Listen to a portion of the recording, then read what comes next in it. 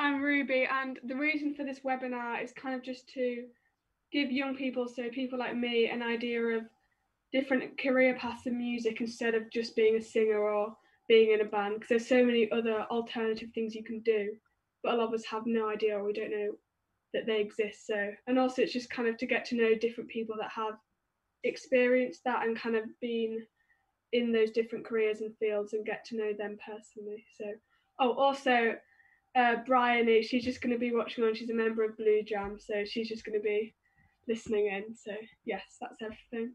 And the guests will just introduce themselves now. Yeah, we've got three wonderful guests from different areas of the music industry, and we're gonna get them all to introduce themselves. We're gonna start off with Becca, and we've got a short clip from Becca that's about a minute long that we're going to show now.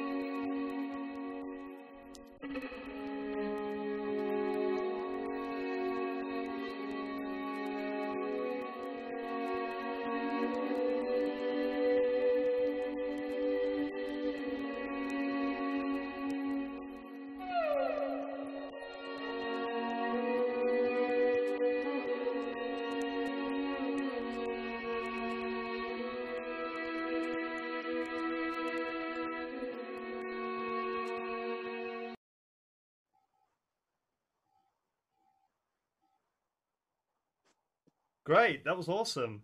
That was a clip from a commission that you got from the Sugar Babes, right? Yeah, it was from the Sugar Babes fan club. Oh, wicked. Yeah. The Sugar Babes have like a massive fan club, like loads. There's little pockets of them across the UK. And I got chatting with one of them like last year, because I actually met the Sugar Babes on a gig, which was quite fun. It was actually really great. Yeah, so like we kind of connected in that way. And then this year is the 20th year since they released Overloads and since the band began. So they're like, do you want to do a little cover and arrangement? And yeah, kind of put my own little spin on it. It's such a banging track. Like, it's just classic old pop, like old school pop. It's just like so good, and it's got vibes and stuff. And so for me, there was lots of things I could experiment with and like play on, especially with the violin. And then like, you know, I basically recorded it at home, did about like 10 different parts, and then mixed it. And then when I filmed it, I just did 4 parts because otherwise it'd be a lot of work. But that was really fun as well. I just did it in like my bedroom, and I had a mate who helped me put it together. And Cool. Do you just want to introduce to everyone that's watching your career and what you do to everyone? Yeah, so my name's Rebekah Reid. I play the violin. I'm a freelancer, and so that means that I do a whole mixed bag of things. I perform a lot, and I perform as a soloist and also with orchestras and jazz ensembles and bands and things like that. But I also teach. I teach privately, and I used to teach for schools and stuff like that. And I've now I compose and stuff, and I've really now been focusing on remote recording and arranging things for strings, and lots and bits and bobs really. Great stuff. It's great to have you on. Thank you for having me. So we're gonna quickly watch another clip. This is from Leon from Global Grooves in Manchester.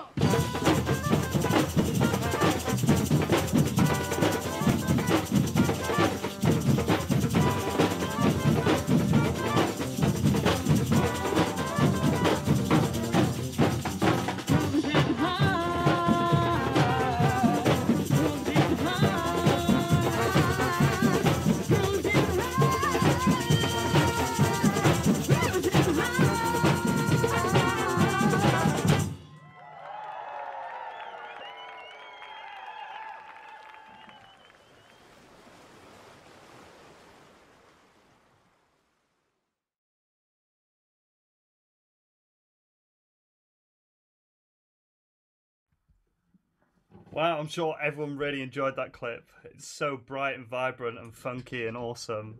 Like, yeah. Do you just want to explain what that project was all about, Leon, and what you're doing there? Yeah, my name's Leon. I lead the organisation Global Grooves, which is a carnival arts organisation based in Greater Manchester.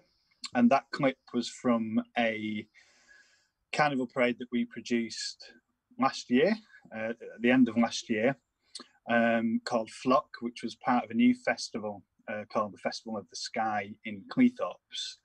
And that was put together with a group of around 150 performers, from professional musicians to community groups based in Cleethorpes, and a kind of open sign-up process for anybody who wanted to be part of it, really. So we created all of the costumes, the puppets, the music, rehearsed in smaller groups, kind of dotted around the Northwest, and then took everything to Festival of the Sky and hit the streets for one long parade along the beachfront, which was great fun. Yeah, sounds fantastic. Great stuff. Anna, if do you want to introduce yourself and let everyone know a little bit about you and what you do as well? Yeah, my name's Anna. I'm based in Cumbria. I'm a musician and music teacher.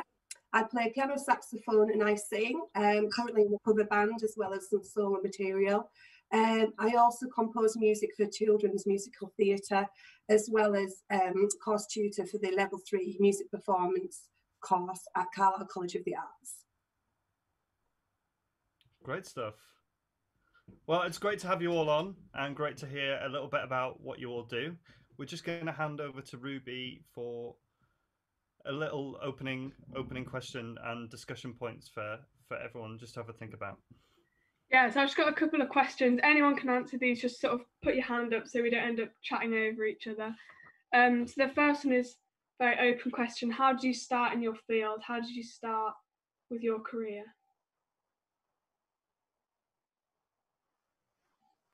Don't all jump in too quickly. I can start this one off. Yeah, Rebekah. So how did I start? So for me, I've been playing the violin since I was 3.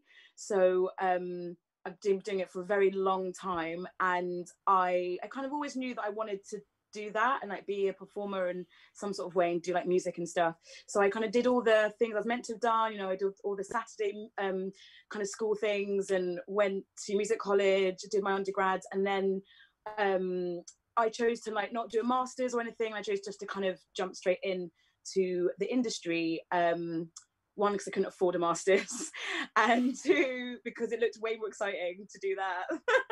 Yeah, it's expensive. Yeah, especially now.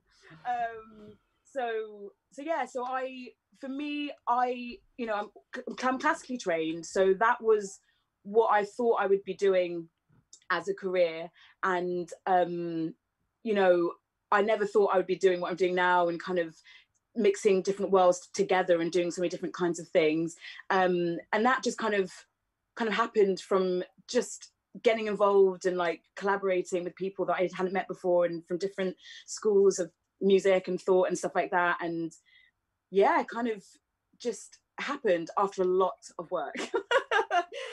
But it kind of evolved. Yeah, it evolved into something which I never, when I was a teenager or in my 20s, I never would have thought that it would have been my career. So I feel really lucky that it's kind of worked out. It's great. Great, yeah. Does anyone else want to add anything to that? Anyone? Yeah, Leon? Yeah, just to add it, I think for me as well, it was a similar kind of path. So just always done music stuff since I was very, very small. And then almost kind of like, without even knowing it, had a career in music. I think a slightly different path to Becca in that I never had any kind of formal training in music, but I did take the opportunity to kind of travel around the world to learn about different types of music and culture and art and kind of study in that direction. So yeah, it almost feels like it wasn't meant to happen. It just kind of did. And I think particularly with school, what they told me I should be doing was working in a garage. And that was like what came out of the machine. Like, you're going to work in a garage. So they sent me on works experience to a garage, which I went to not for all the time I should have, and instead wrote some songs. So that's what so you didn't enjoy it then? Not particularly, no. We're gonna speak a little bit more about whether formal music education is important, or have a little debate about that later. So that's another topic that we can bring up in a little bit. Anna, do you want to add something? Yeah, I was just going to say, when I was at primary school, I was so lucky that I was able to have a lot of opportunities with learning musical instruments for free. We had a head that was really into the performing arts, and then I also had traditional piano lessons, so I was classically trained. And then I just sort of fell into music, and I enjoyed the social side as well, especially being at secondary school. Me and Josh went to the same secondary school, and it seems to have that inherited that tradition of having a really good music department and being involved there. Yeah, it's great. Yeah, and actually, when I was there, we actually formed a band, and that I played in that band for 20 years. So it really did give me such a good grounding for my future. I always knew I wanted to do something in music, and I wasn't really bothered. I just knew what I didn't want to do, and I think sometimes that's really important. If you know what you don't want to do, it's a bit easier. And if you're open to sort of stepping out of your comfort zone and maybe not doing exactly what you aim to do straight away, and you know, do other things alongside, and eventually I think you can you know, sort of follow the path that you want to.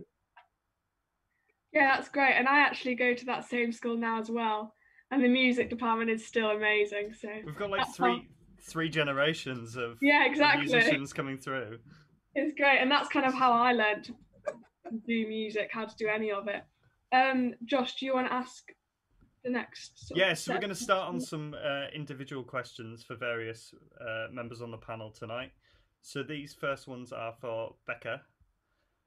So Bryony said that you consider yourself to call yourself an artist rather than a musician, and how do you deal with the challenge of being a modern artist and having to do everything yourself, not just the music element, but everything else that comes with what you do? Yeah, like the video and all the content creation and things. Yeah. So I and it sounds a bit pretentious, like I'm an artist, but I thought just to kind of, especially how things okay.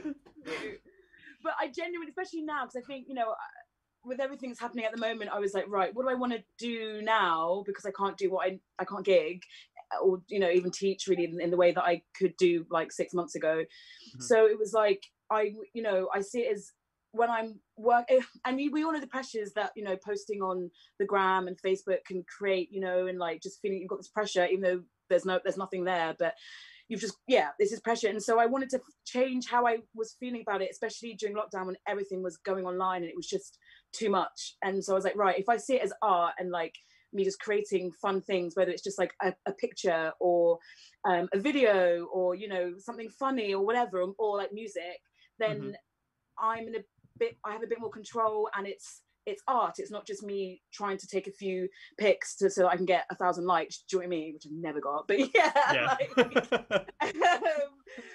so that's kind of, I just kept on telling myself that like I'm an artist, and it made me not cringe as much when I was taking the pictures and doing the videos and stuff. And now I really enjoy it, and I see it as like it's a way to express my creativity. So it is challenging at times. I mean, it's like being a freelancer. There's amazing things about it. You have the freedom, you know, you control your schedule, you can work as much as you want or as little as you want, but you know, there's other downsides to it as well. And I think it's the same thing as well. You know, I'm in charge of everything, so I'm in charge of the ideas and the concepts, and then it's like creating it. And a lot of the time now in lockdown, well, whatever this limbo is, you know, I'm in charge of like getting all the lighting together and sorting out what I'm going to wear and all of that stuff. And yeah, it can be challenging, and I think you've got to manage your time well. I write a lot of lists, and also be patient. You know, at first it was literally so stressful, like the thought, well, just trying to get a video together and stuff, and having like, you know, putting it out and stuff was quite stressful. But the more you do it, the better you get at it, and it's like a different way of performing. And now it's really fun, and as I keep telling myself, I'm doing art, so I don't feel weird or lame or anything. Like but yeah, like what was I gonna say, I would say to deal with just like all the different jobs, you know, like you've got to keep creative, keep being on your toes, like keep collaborating with other people, other artists, you know, other producers, other people. Like, you know, let's say someone has drawn something, and then you know, might want to make some music in response to that or whatever. You know, just keep it fresh, keep it new, and definitely talk to friends and other people, other creatives, and get feedback, and also trust yourself as well. You know, like I suffer from this. I always want to like get the feedback and like, you know, just get affirmation that it's okay. But I think actually, you know, to create amazing art, you just got to believe in it. So even if someone else, and it's all, yeah, if someone else doesn't like it, it doesn't matter. If you like it, if you believe in it, then that's all that matters, and it keeps you going. Yeah, great. And also I was thinking about you know how you said you're in different bands and sort of different things, and when you're recording things like in a studio, if you're recording a song, are you more likely to sort of improvise and kind of just go with whatever you feel like, or do you have sheet music and you go from that, or does it just depend? It depends the project that I'm on, and it depends what the producer or, you know, the person who's leading it, what they want, which you always have to respect that as, you know, as a musician. You know, it's nice when someone says, do what you want to do and be like free, but also it's good to kind of try and emulate what the person wants and try and do what they want. So there'll be some things where I'll have music there, and there'll be some projects where it's like they'll have the part, they'll play the part, and I've got to copy by ear. Or the best ones are when they're like, do whatever you want, bring in your delay, do whatever you want, and that's really, really fun as well. So yeah. Cool. Do you think that all this new digital content is the way forward for music right now? I think, that's a big question. Or do you think it's important to your career right now? Yeah, I think so, because honestly, there's not that many options. You know, if I want to keep playing, keep being creative, keep having a reason to be practicing and making music, then this is definitely giving me the inspiration, you know, and like the drive to keep going. Just because, you know, there's not that many gigs on. So I think it is important to an extent, and I think it was going to happen anyway. It was just the way things are going. I think we're just being like pushed into doing it now. There are some negatives to it. I think, as I said, there's a lot of pressure, because especially now everyone's online, everyone's creating some content, and you're competing against like labels or, you know, pop stars or people that have a platform. So I feel it for the independent artists and young artists that are out there, that it is a struggle. But, you know, I think if you just create really good stuff and it takes a bit of practice, but if you find the people that relate to it, and kind of if you can connect with and engage, then people will listen. And actually, it's an amazing way to share your music across the world. And I think that's a really positive thing about it. So yeah, I don't know. I can't wait for it to go back to normal. Yeah. Yeah, only because it's such a different art and skill when you perform live in front of people, and you can't, no camera, you know, whatever, nothing can relate to that. And it's, you know, it's a skill that I think as professionals we've all spent a long time of our lives working on, you know, hiding the nerves and just pushing through and like bringing it out the bag and being like, ta-da. And you know, I do think like, I wonder what it'll be like when I go back and do a gig. Will I be nervous? You know, like, will it feel different, or will it just be like, yes? Do you typically get nervous for gigs then, or have you got over that, or do you always get nervous? I've got it depends the gig. I'm gonna be really honest. When it's like classical, a solo classical gig, I'm a bunch of nerves. I'm just like, don't feel very well. I have like a routine. It involves eating quite a few bananas and just like breathing a lot. It's just like centering the self. Bit of a ritual. Yeah, it's like, so everyone's like, what are you doing? We're like, I'm doing my thing. And it works.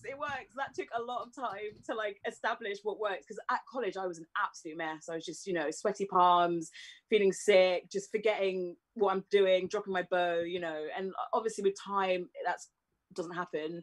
But when I'm doing, let's say, if I do improv or jazz or anything like that, because it's a lot freer, there's often not a score. So that in itself just takes the pressure off, because you're not going to get it wrong. And you know, and there's that kind of freedom about it. So I don't really get nervous with that sort of stuff. But that's the thing, I think I've taken it for granted now. Like I've been professional for like 7-8 years now.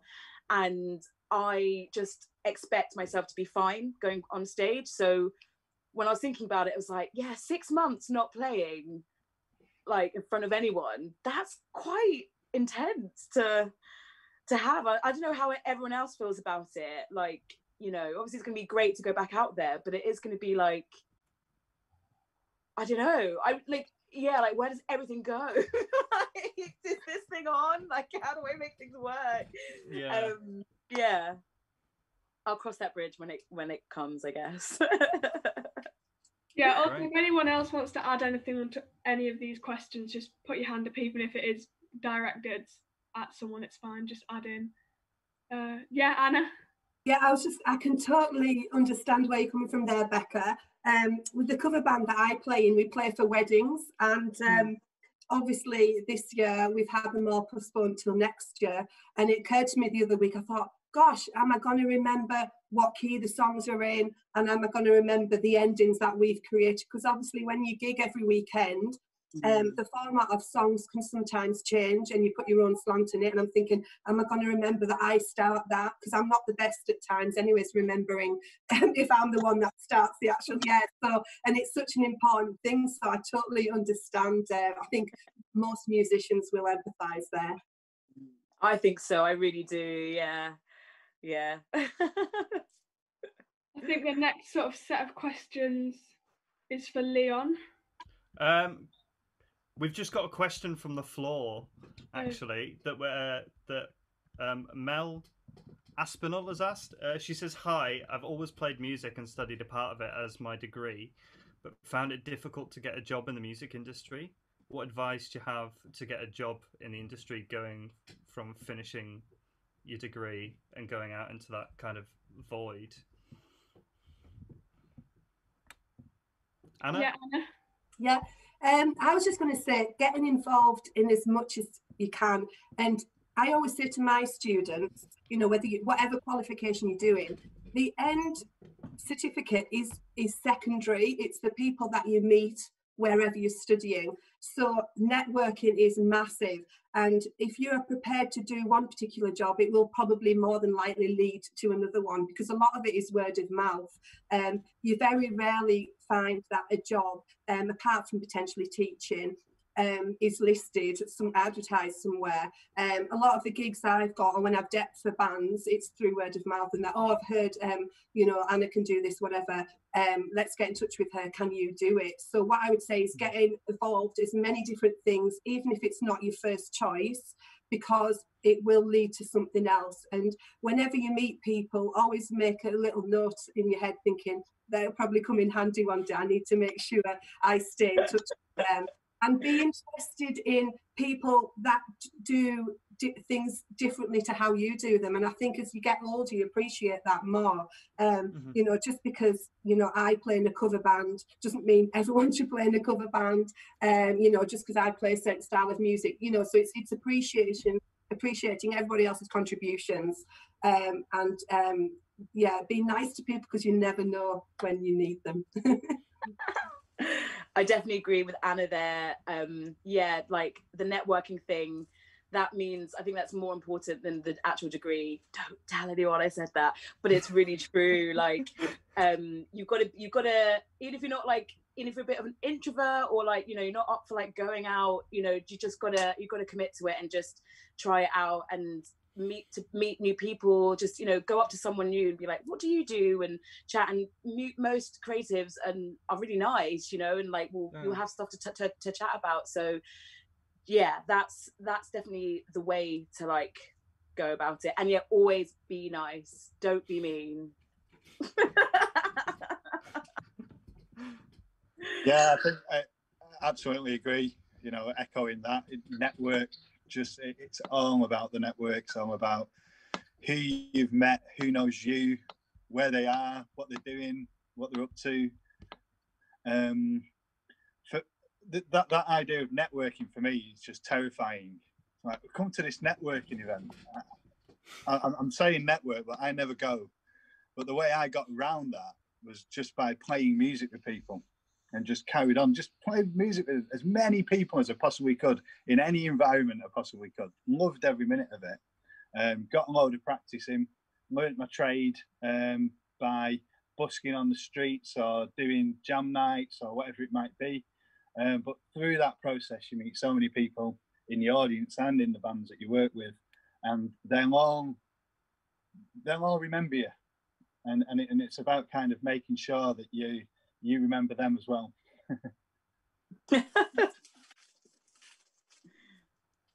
Great. That kind of leads nicely onto some questions for Leon, if that's okay. So how did you progress from being this really small and being like a freelancer, small kind of arts organization to now currently in building the Northwest Centre for Carnival Arts? And did you find people to help you along that journey, and were there any challenges in that? Good question. I've no idea how that kind of happened, because we never meant to do what we're doing now. Global Grooves is kind of led by a group of artists that got together when they were young and just carried on doing that. We just carried on making music, carried on exploring different world cultures, carried on kind of thriving off that idea of playing music, dancing, providing a spectacle on the streets, kind of on the flat of the floor, eye to eye with an audience that wasn't expecting to see it. And that kind of buzz we just continued with. Wow. And one thing, I suppose, how we progressed is a hard question to answer, really, because I could talk about what we did, I could talk about why we did it, I could talk about how we did it. And I think probably what we actually did isn't really important, because they're just things. Yeah, I think the why and the how is probably most important, and really why. And to understand that, I think maybe just talk a little bit about Carnival and the way we see Carnival itself, because that actually underpins the direction of the organisation. So everything that we do, whether it's a business development piece of work or a production, is underpinned by the kind of ethos of Carnival. And crucial to that, and I'll try and keep this brief in the time that we've got, is the idea of process kind of versus outcome. So Carnival is all about the process that people go through to create that piece of work, rather than what happens on the street at the end. And it's a kind of circular timeline of activity that just goes on and on and on over the years. And people that participate in our programs, are all involved with what we do for different reasons. They might be professional musicians that are seeking work, that want to come and join a band that's touring a piece of work. There might be really, really bored at home with nothing to do and have seen this thing that's happening around the corner and thought, well, I'll go and have a go at that. I'll make some costume, or I'll have a go at banging some drums, or whatever it might be, get out and meet people. It could be that people are actively trying to kind of build their confidence and experience new things. So there's so many different reasons why people are involved in what we do. And through building a piece of carnival work, we sort of create a new community of people that go through a process together that's really, really exciting, really fulfilling. They're there for the reasons that they want to be there. And it's almost by accident that the carnival happens at the end, because without that whole process, it doesn't mean anything. We could pay 150 performers, give them all a piece of sheet music, kick them out on the street, and I believe that we probably have half the energy and integrity and authenticity that we have when we work with a group of people that are there for the reason that they want to be there.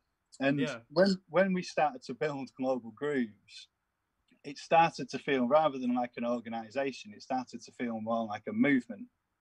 So that kind of movement is what people joined and what they were inspired by, and that's what they started to follow.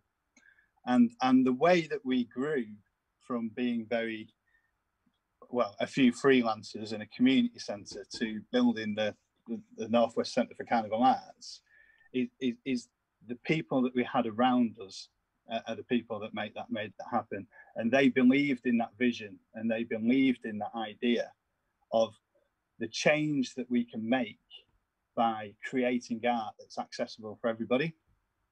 And that's the crucial thing. So all of those people that are involved with Global Grooves, all of the freelance artists, all of the members of the community, the people that pop in for a brew on a Wednesday afternoon because they're a bit bored and ask if they can volunteer and doing something, the professional artists that we work with when we're creating pieces of touring work internationally, all of those people are what drives the engine of the organisation.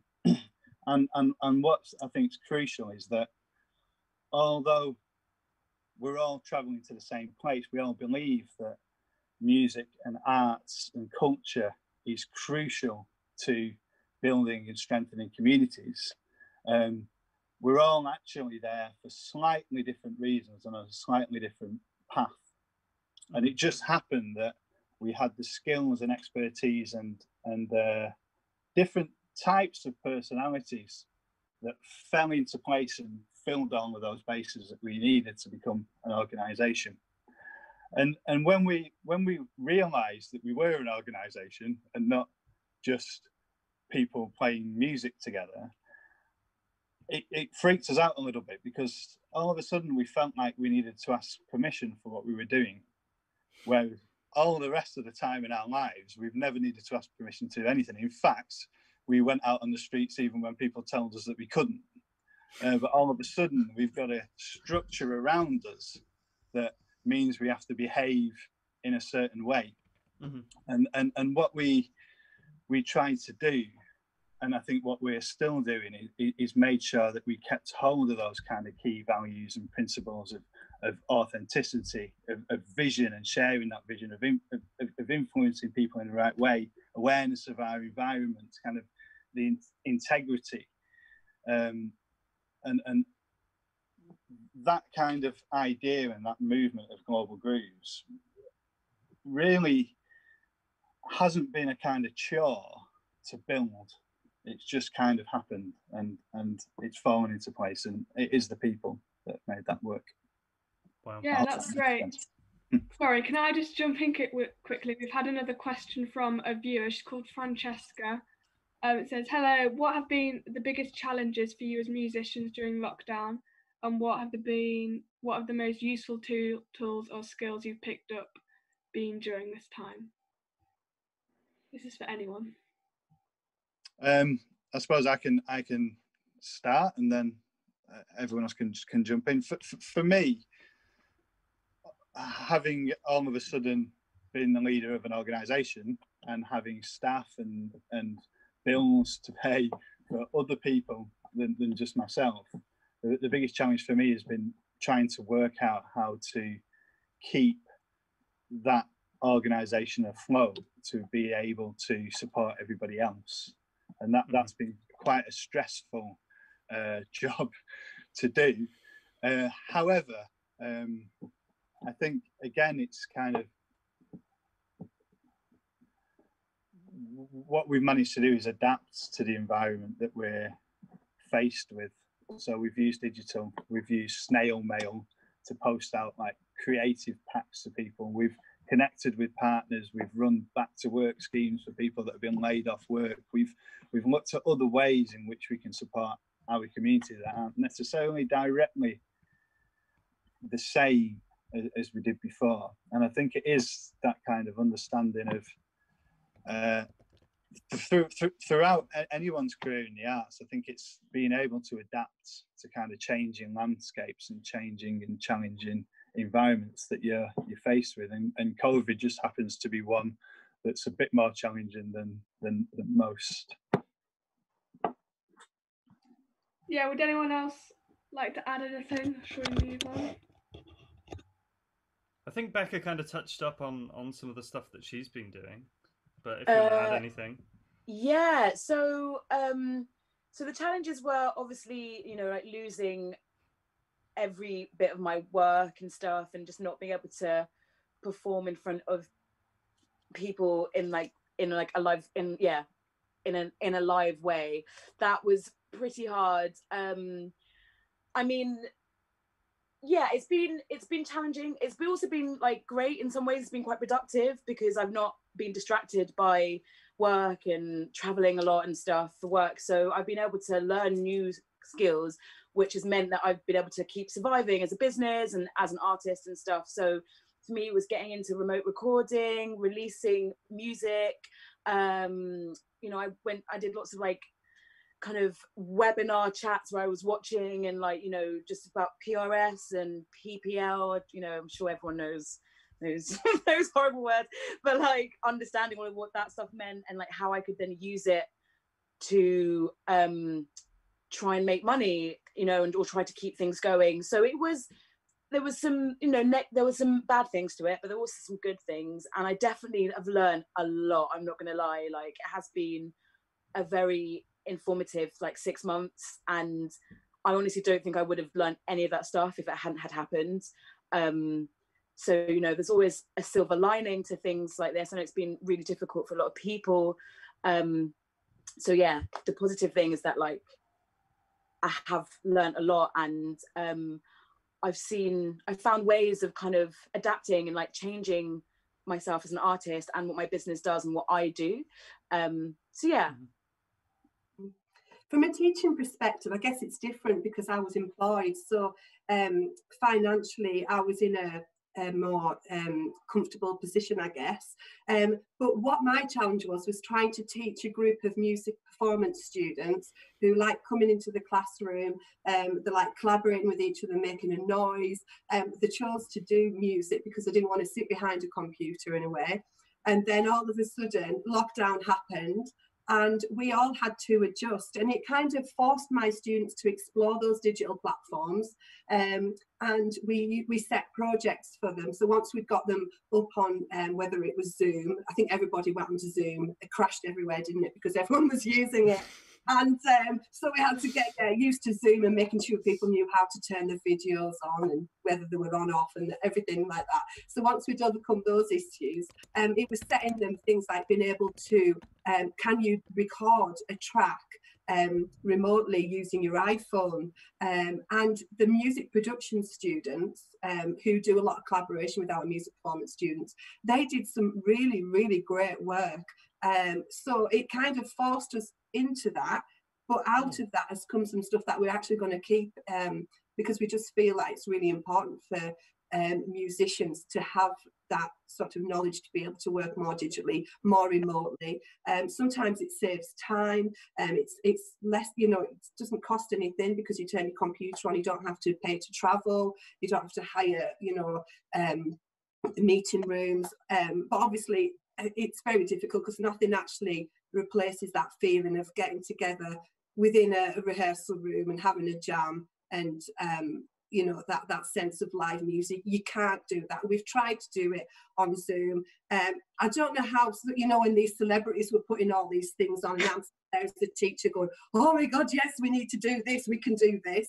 And then we attempted it and no, it didn't work.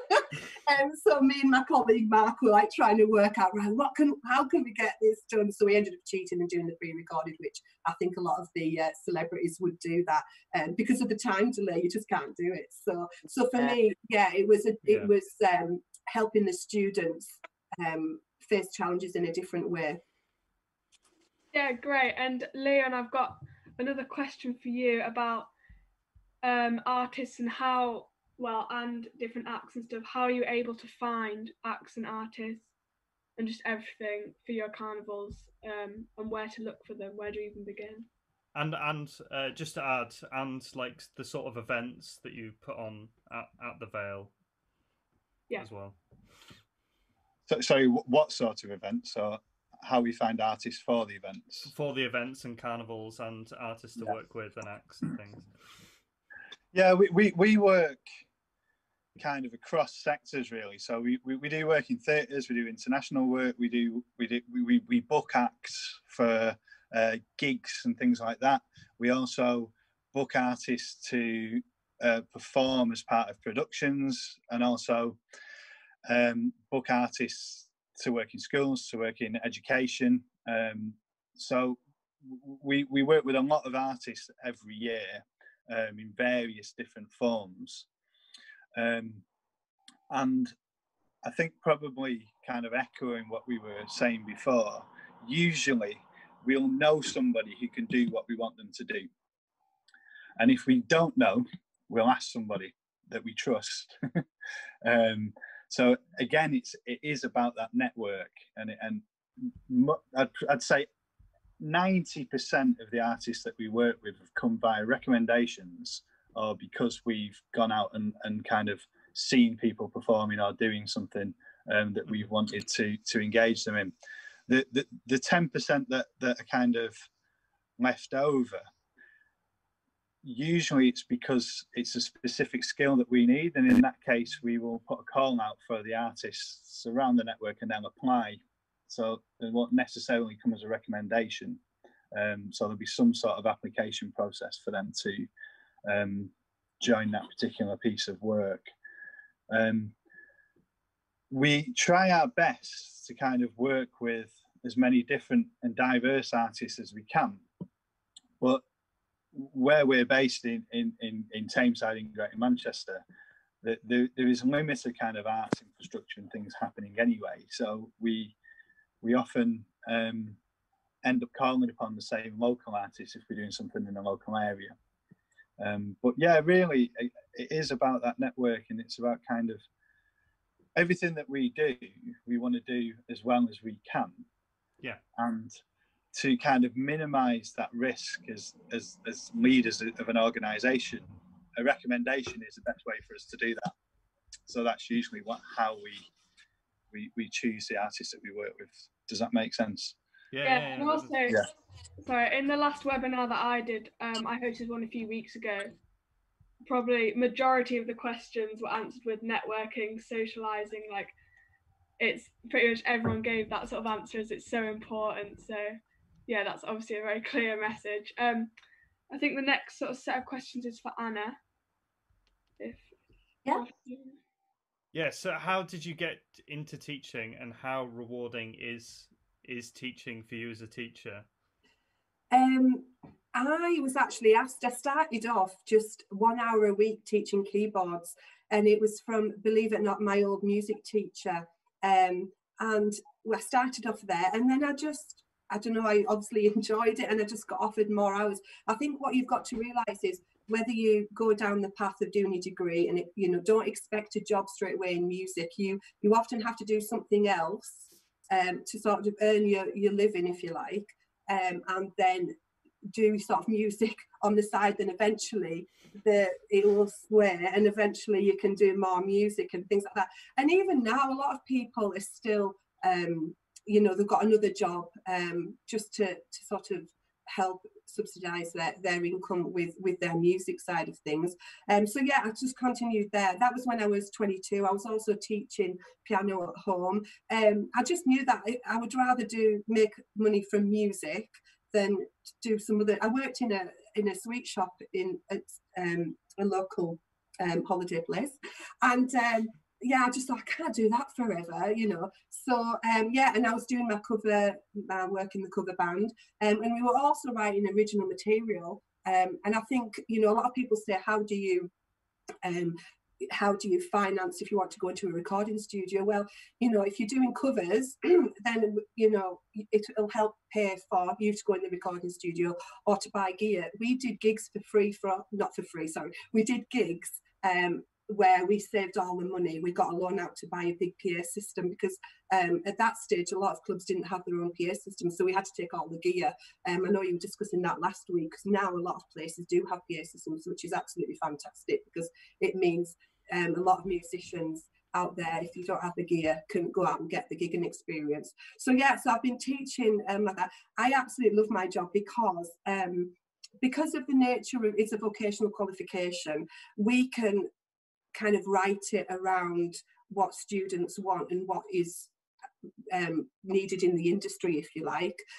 We follow a University of the Arts London specification, and you can just write different briefs all the time. So for me, I never get stale as a teacher because I can change the projects each year depending on what we're doing. So for example, at the end of November, because we can't do any live gigs, we're actually making an amateur type television program. It's going to be a bit like Later in Life with Jules Holland, but obviously it's going to be with our students and without Jules Holland, but some of the performing arts students are going to be hosting that. That's so cool.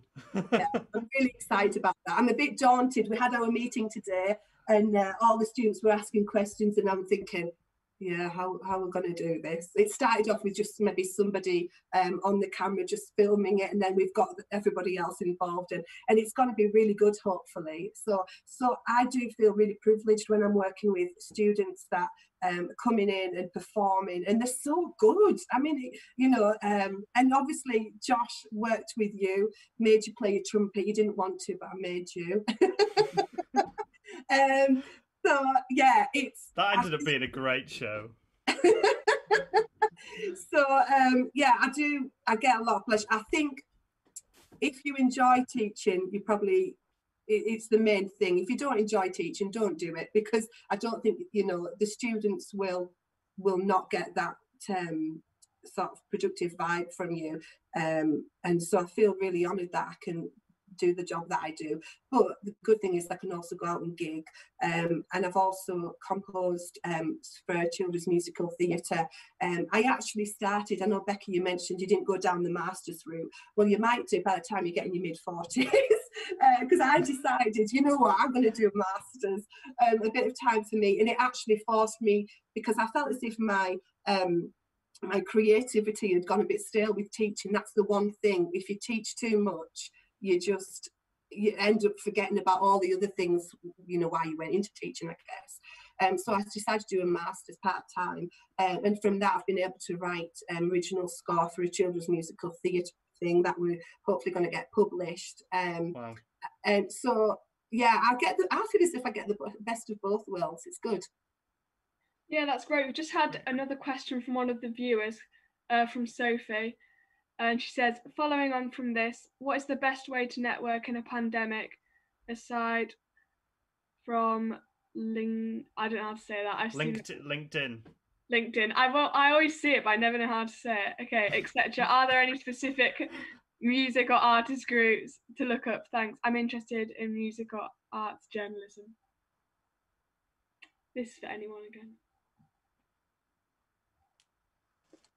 I would say on like this, yeah, like on Instagram and Facebook and stuff, that like there's quite a few groups, and I think if you follow things as well, you'll then end up, you know, kind of going to a black hole of it all and like just finding new things and new people.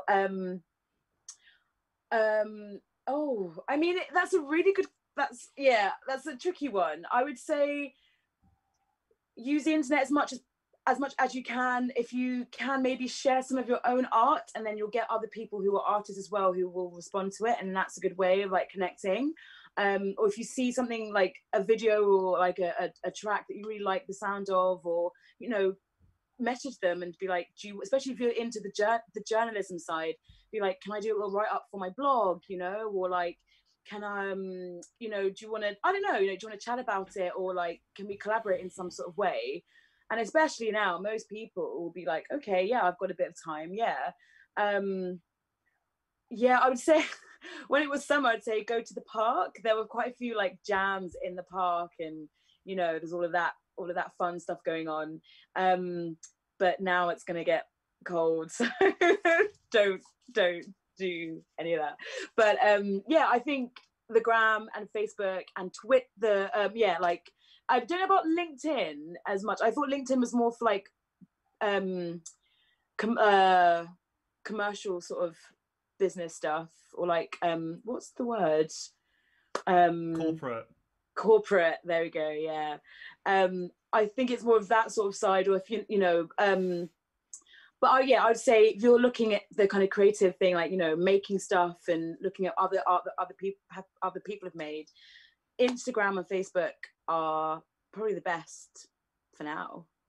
I was just going to say, yeah, Becca, people, don't be afraid to message people, because what I found is they do respond, and people love talking about them. Some people love talking about themselves, so they feel it's great when you message them and say, I really like this, and you know, offer to do a journalist review. Yeah, just, yeah, don't be afraid to reach out to them. That's what I would say. Yeah, great. We've got like just less than 20 minutes or so left. Anna, I've got another question. Obviously you've taught like a lot of different students and seen them go off into different career paths. What would you say, so what different paths have they gone into, and have there been any sort of crazy or unusual ones that they have?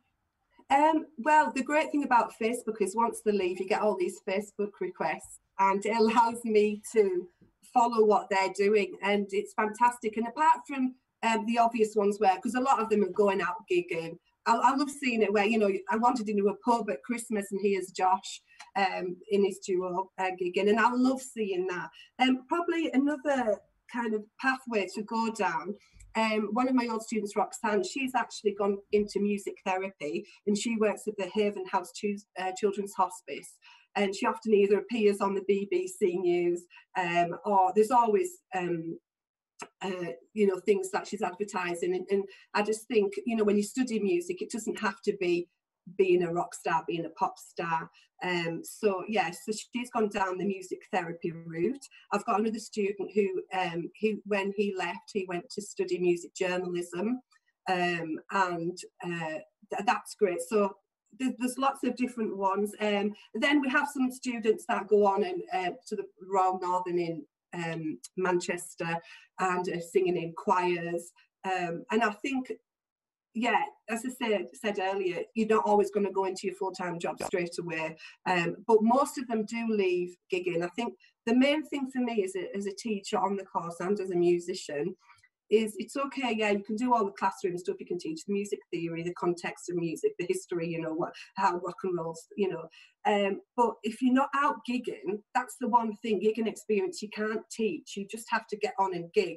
And I often question, why are you studying music if music performance, but you're not going out to gig? Because there's so many, I know at lockdown it's a little bit limited, but prior to that, there's so many open mic nights, there's so many amazing things going on locally, a lot more than sometimes what I realise.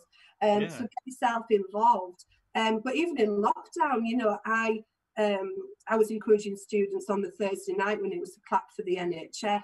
get out and do little things like that. People love music, and I'm sure everybody here that plays an instrument, people come up to you and go, oh, I wish I could play the piano, I wish I could sing or whatever. Yeah.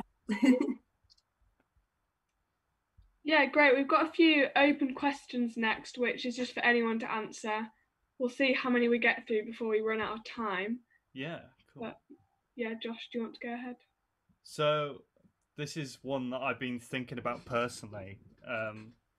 How do you really tell your worth as an artist, as a freelancer, as a musician, and how do you put a price? How do you put a price on that? How do you get paid, and ways to make money from that, like commissions, funding, and cash, whatever, that type of thing. Any comments? I think it is really difficult, Josh, to, when you first start gigging, thinking, how much should I charge? And students often say to me, look, I've been asked to play for this event, how much should I charge? But don't be afraid to, if you know what figure you want, just don't be afraid to go for that, because actually you're not paying for that 2-hour performance, you're paying for the 10 years prior to that you've spent learning that instrument, and whoever's paid for those lessons. And if they don't want to pay that much, then obviously you can say, right, okay, well, knock this amount off. But majority of the time, they will pay that. So, and maybe ask around as well. Always, how much do you charge? And then, the more experience you get, then you can put your price up. And then often, and this is strange, but often people think the more expensive you are, the better you are. It's not always the case, but sometimes that's just what happens. So if you're too cheap, sometimes people think you're not very good. So be careful that you don't go in too low, because they just think, it's that good. Thanks, Anna. Anyone else? Yeah, I'd agree. I think definitely benchmarking against the kind of sector and what other people are charging is important. And just to sort of expand on that a little bit, we observed something that happened with some music teachers in Manchester, and they approached one tutor, and he was charging what he was charging, I don't know, a couple of £100 or whatever, and then they approached another, and they said, well, this guy's charging a couple of £100, can you do it a bit cheaper? And he said, yeah. And then it sort of, by the time it got to the end, it was so little money that it was not worth anybody's while. And it kind of almost damaged the marketplace, because then everyone expected that, oh, well, we can get it for £50 rather than £200, so we'll just carry on doing that. And what it actually did is it pushed the price down for all the musicians that were involved in it. So I think it's really important to have that open kind of discussion with your kind of colleagues in the sector about what you're charging, about, what this is worth. I don't know about anyone else, but when I go out and do a gig, I do the music for nothing, £0. But what I get paid for is loading the van, sorting out the booking, on the telephone, the 30 years of rehearsal that I've been doing to get that gig. The actual gig, it's great, it's the best thing I've ever done in my life. Why would I charge for that? But where you've got to sort of work this out is, how much effort and time are you putting into this? What are all of those things? If you think about, to get that gig, you might need your phone, you might need internet, you might need your car, so there's petrol. All of those things add up to quite a lot of money in the end. You might be using a room in your house as an office to sort out your gigs. So if you can, work out what your real expenditure is on that. Make sure you're covering that, and then make sure you got a profit at the end. Sorry. So I was just agreeing a lot with you. Carry on. Just to add on to that, like, I've definitely learned the hard way with that over the years. I think you really need to have the phrase in your head, like, time is worth more than money. Like, money is great, it pays the bills, but it doesn't always make you that happy. It doesn't give you free time during it. If you're always working because you are undercutting your your like self, and then having to keep working and gigging, you can't even enjoy the money that you're making. So you know, you really need to think about like sometimes maybe not having 2 gigs on the weekends, probably not necessarily a bad thing, because you know, one of them might be like thousands of miles away and like not much money, and the effort that you're putting in, the time you're putting in, the petrol, whatever it is to get to that gig for like, you know, 50 quid, 100 quid, it's not worth it. It's better to stay at home or go and see your friends or go for a run or, you know, write some music or practice or whatever. So yeah, I think that's it. I mean, it's tricky even now at this stage. I'm like asking other people, like people who are more established in their careers, like what should I charge for this? And sometimes I'm like, that's ridiculously high, but then it's like a nice for me to hear like, oh, maybe that's what I am worth. Okay, great. You know, never undercut yourself. Never, there's that, what's that rule, like never under 100 quid or something, you know, like really have a boundary for yourself and make sure you stick to it, unless it's for like a mate, you know, or a project that you really, really want to do. But it's not worth, you know, doing like a 15-hour day for like £100. It's just like most people don't work like that. And I know musicians and artists, we push ourselves, we do that sort of stuff, especially when you start out. I used to work for free like loads, because it was like, you know, getting me the networking and the exposure and all of that stuff. But there came a point when I was just like, it's not worth it. I'd rather not work than like work for free. And I think the moment that you tell yourself and that you respect yourself and like, you know, you put value in what you do and stuff like that, then people would just respect it and they'll be like, okay, and they won't question like, oh, is that too much? And if they do, then you just say, you know, no, that's the going rate, that's what the MU says. Then you're fine. And if they kick up a fuss, then you just say no, and then you think, actually, that's probably a good thing. I probably didn't want to work with them in the first place, because, you know, I've done those gigs where it's like the fee's not great and it's like it's a trek, and then, you know, I don't like the person that I'm doing the gig for, or like, you know, it's just the vibe's not right, and it's just like you can kind of tell when it's going to work. And one of those things, knowing that it's going to work, is people respecting what you say when you give a fee. You know, no one should argue with you about that. I often get students saying to me, oh, we've got a gig at the weekend. Oh, that's good. Have you managed to get a fee sorted? Oh, no, we're just going to play for free drinks. So I'm like, oh! And I'm like, that's only one way. When you're 18, I don't know, it maybe seems a good opportunity for having free drinks, but, you know, you may think you sound good when you're drunk, but I can guarantee your audience will not. Very true, very, very true.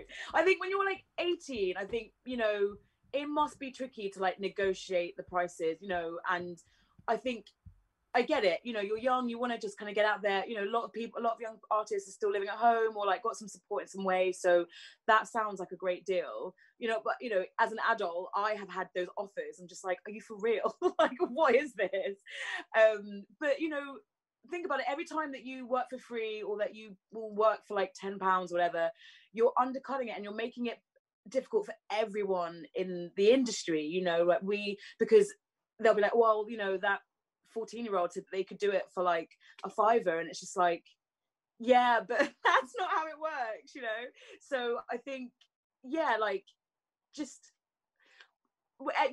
kind of think about how it's kind of like the ripple effect, you know, and like if you agree to kind of work for not a good wage, then it will come back and affect you and other people around you, other artists around you. So always aim high, that's what I would say. I was also going to say as well, I sometimes get students saying, oh, well, they said they're going to pay us £100, but we never got paid and they won't pay us. Always get written confirmation. It can just be an email saying, just confirming what we're getting paid. Are we getting paid on the night? Are we, you know, and if you've got written confirmation, it holds up a lot more than just a sort of a verbal two-way conversation, because it's very difficult to get money afterwards. Sometimes it's quite good as well when you get there and you're setting up, if you can organise to be paid prior to your gig, and then you know by the end of the night, when everybody's drunk or whatever, that you're not having to ratch through to try and find the promoter or whoever. So I would definitely say get it in writing, even if it's just 50 quid or whatever, get it in writing, then you're going to get it.